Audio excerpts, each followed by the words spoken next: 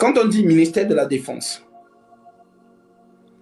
c'est un bâtiment, n'est-ce pas? Oui. Maintenant, supposons que c'est ton père qu'on a nommé ministre de la Défense. Il est ministre de la Défense.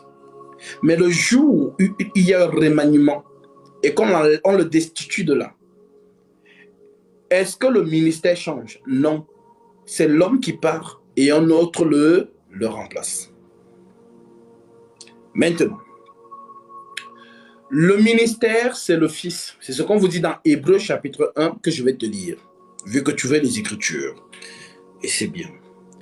Hébreux chapitre 1, verset 1. L'Écriture déclare, après avoir autrefois, à plusieurs reprises et de plusieurs manières, parlé à nos pères par les prophètes, Dieu, dans ces derniers temps, nous a parlé par le Fils, qu'il a établi héritier de toutes choses et par lequel il a aussi créé le monde. Donc, dans les temps où tu te trouves, c'est le Fils qui te parle, c'est le Fils qui t'éclaire. Comme l'Écriture le dit, il vous est avantageux que je m'en aille, car si je ne m'en vais pas, le Saint-Esprit ne descendra pas vers vous. Mais si je m'en vais, je vous l'enverrai et il vous conduira dans toute la vérité. Donc, c'est lui qui va t'enseigner. Donc, l'Esprit Saint, c'est lui qu'on appelle le ministère de la parole. C'est bon? D'accord. Maintenant, lorsque nous lisons Éphésiens chapitre 4, qui a embrouillé tout le monde? Éphésiens 4, verset 9, l'Écriture dit ceci. Or, que signifie qu'il est monté, sinon qu'il est aussi descendu dans les régions inférieures de la terre? Celui qui est descendu, c'est le même qui est monté au-dessus de tous les cieux, afin de remplir toutes choses. Il a donné les uns comme apôtres, les autres comme prophètes, les autres comme évangélistes et les autres comme pasteurs et docteurs. Comme ne veut pas dire qu'ils le sont. C'est un peu comme Jean-Baptiste lorsqu'il dit « Et je vis l'Esprit descendre du ciel comme une colombe ». Est-ce que c'était la colombe? Non. Quand vous allez donc voir les gens, vous les voyez, ils mettent les colombes dans leur, par exemple, ils sont en train ils font un flyer et ils dessinent la colombe. C'est l'idolâtrie. Parce qu'ils n'ont pas compris. Jean est ravi spirituellement et il essaye de vous faire comprendre des choses en disant « Et j'ai vu l'Esprit descendre comme ». Il n'a pas dit « Et j'ai vu la colombe descendre ». Non. Il a dit « Je vis l'Esprit descendre comme une colombe ». Vous voyez comment quand la colombe descend, voilà comment il a vu l'Esprit descendre. Maintenant, les gens ont pensé que c'est la colombe. Donc, comme une colombe, ce n'est pas la colombe. Donc, ici, on te dit comme apôtre. Donc, l'apôtre, c'est qui? Si tu as compris. L'apôtre, c'est le Saint-Esprit. L'évangéliste, c'est qui? L'évangéliste, c'est le Saint-Esprit. Le pasteur, c'est qui? Le pasteur, c'est le Saint-Esprit. Parce que le pasteur veille sur ses brebis. Donc, si moi, je te dis que je suis pasteur et que je dors chez moi tranquillement et qu'il y a un sorcier qui vient te déranger la nuit, qui va m'avertir que non, il y a le sorcier qui est en train de le déranger. Moi, il veut dormir, il veut ronfler tranquillement. Mais le Saint-Esprit, lui, ne dort pas. Lui ne sommeille point. Donc, il est toujours là en train de veiller sur chacun de nous. C'est lui le pasteur. Donc, le docteur, c'est qui? C'est toujours le Saint-Esprit. Alors, ce Saint-Esprit-là, donc Éphésiens 4, fait référence à quoi? Fait référence à Actes chapitre 1.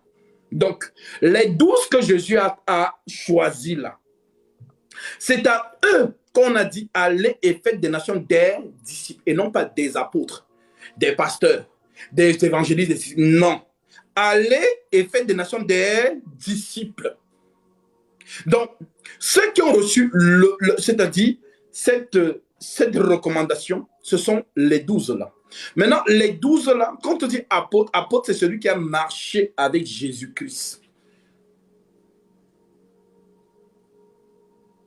Maintenant, lisons Éphésiens chapitre, plutôt Actes chapitre 1, qui fait référence à Éphésiens chapitre 4. Actes chapitre 1 nous dit,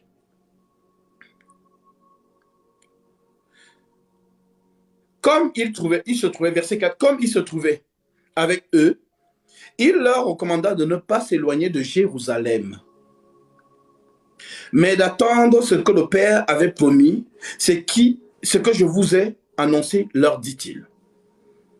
Car Jean a baptisé d'eau, mais vous qui, vous les 12 là, ici quand il parle, ils sont 11.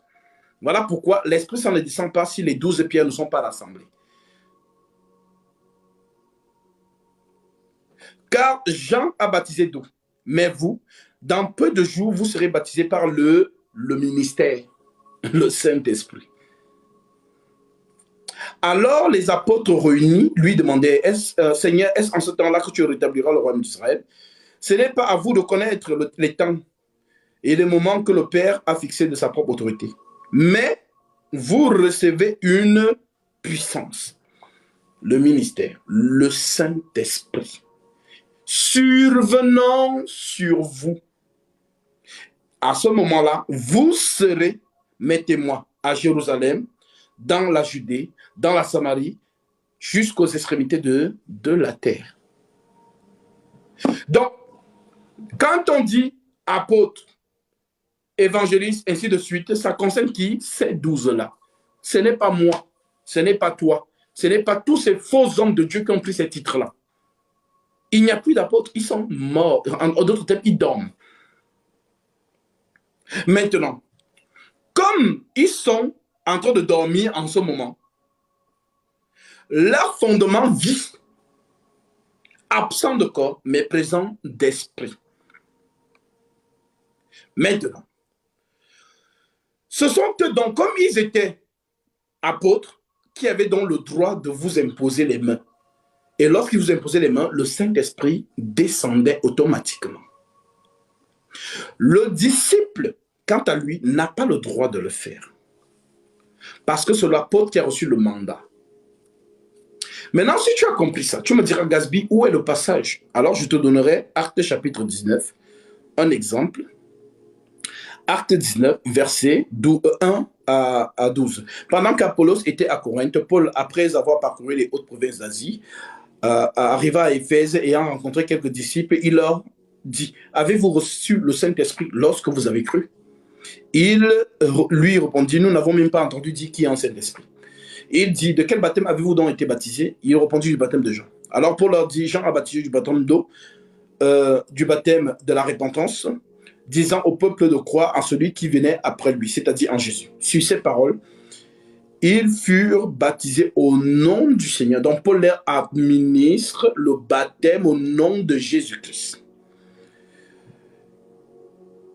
Lorsque Paul leur eut imposé les mains, le Saint-Esprit vint sur eux et ils parlaient en langue et prophétisaient.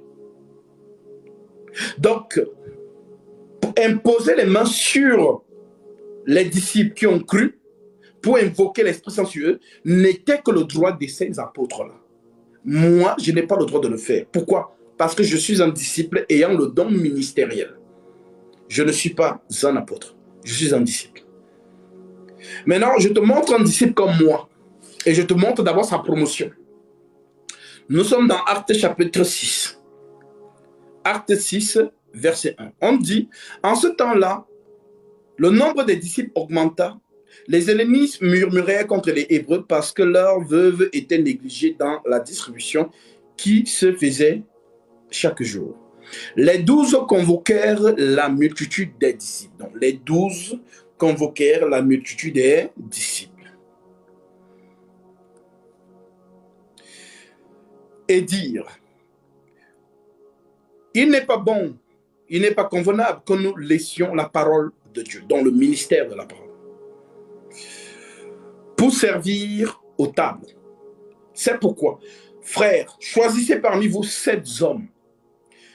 7 hommes, pas 7 hommes et femmes. Non, 7 hommes. Choisissez parmi vous 7 hommes de qui l'on rende un bon témoignage, qui soient pleins d'Esprit Saint et de sagesse, et que nous rechargerons à cet emploi. Et nous continuerons à nous appliquer à la prière et au ministère de la parole. Cette proposition plut à toute l'assemblée de Jérusalem.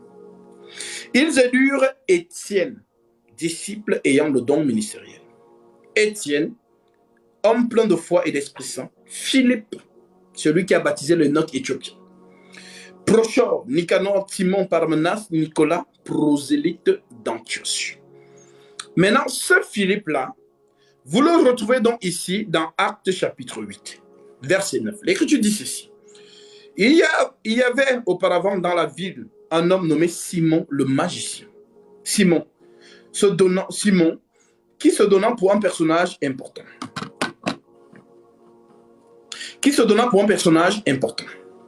Exerçait la magie et provoquait l'étonnement du peuple de la Samarie. Tous, depuis le plus petit jusqu'au plus grand, l'écoutaient attentivement et disaient: celui-ci est la puissance de Dieu, celle qu'on appelle la grande. Donc, les gens qui écoutaient Simon à cette époque-là considéraient Simon comme étant un homme de Dieu. Donc, ça veut dire que si toi, en 2023, tu étais à cette époque-là, tu disais aux gens que Simon, c'est un faux homme de Dieu, les gens allaient dire que tu es jaloux. Que non, c'est un vrai homme de Dieu parce qu'on voit quoi? Les miracles qu'il opère, la magie qu'il exerce. Et voilà pourquoi vous ne devez pas être étonné de voir ces mêmes personnes aujourd'hui qui exercent la magie, qui font les choses extraordinaires aux yeux des foules. Et les gens disent que non, ce sont des hommes de Dieu. Donc ce n'est pas la première fois. Avec Simon le magicien, c'était pareil. Voilà pourquoi on dit que tous, depuis le plus grand jusqu'au plus petit, l'écoutaient attentivement. Parce qu'il les avait longtemps étonnés par ses actes de magie. Mais, verset 12, quand il eut cru à Philippe, qui leur annonçait la bonne nouvelle du royaume de Dieu et du nom de Jésus-Christ, hommes et femmes se firent baptiser. Donc Philippe prêche, baptise. Simon le magicien lui-même crut. Et après avoir été baptisé, il ne quitta plus Philippe. Et il voyait avec étonnement les miracles et les grands prodiges qui s'opéraient. Donc, Simon voit la puissance que Philippe manifeste par le Saint-Esprit. Et il convoite cette puissance-là. Il veut aussi ça. Voilà pourquoi il se fait donc, il croit à la parole, il se fait baptiser. Maintenant, écoutez la suite, verset 13.